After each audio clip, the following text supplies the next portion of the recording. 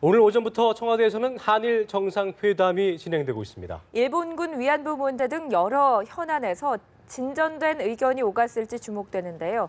청와대 취재기자 연결합니다. 윤석희 기자. 네, 박근혜 대통령과 아베 신조 일본 총리가 청와대에서 첫 정상회담을 갖고 있습니다. 어제에 이어 청와대를 다시 찾은 아베 신조 일본 총리는 방명록 서명과 기념 촬영을 마치고 10시 5분부터 박 대통령과 단독 정상회담을 진행했는데요. 지금은 단독 정상회담을 마치고 11시 7분부터 양국 외교부 장관 등이 배석한 가운데 확대 정상회담을 갖고 있습니다. 단독 정상회담은 당초 예정보다 30분 이상 길어질 정도로 다양한 논의가 오갔는데요. 일본군 위안부 문제가 주요 의제에 오른 것으로 전해졌습니다. 박 대통령은 이어진 확대 정상회의 모두 발언에서 한일 국교화 50주년을 맞아 정상회담을 열게 돼 뜻깊다고 밝힌 뒤 양국이 과거사를 극복하고 미래를 향해 함께 출발하는 전환점을 만들자고 강조했습니다.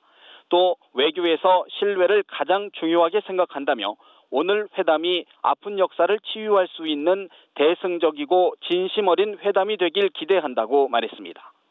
이에 대해 아베 신조 일본 총리는 예전부터 이란 관계를 개선하고자 생각해왔다며 정상 차원에서 솔직하게 의견을 교환하는 것이 필요하다고 말했습니다.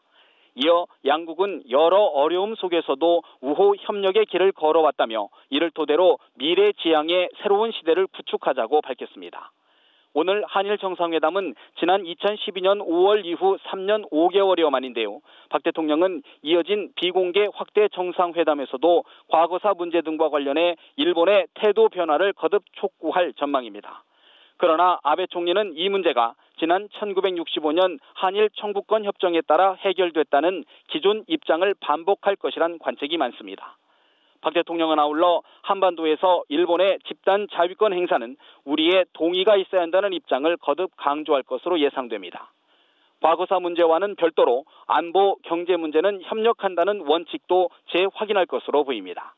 이 밖에도 북핵 등 한반도 비핵화 문제와 아베 총리가 어제 언급한 북한의 일본인 납치 문제 등도 논의 테이블에 오를 수 있다는 관측입니다. 최대 현안인 위안부 문제 등에서 입장차가 팽팽해 구체적인 성과가 나오기 어려울 것이라는 관측이 많은 가운데 한일 두 정상이 관계 정상화를 위한 돌파구를 찾을 수 있을지 주목됩니다. 지금까지 청와대에서 전해드렸습니다.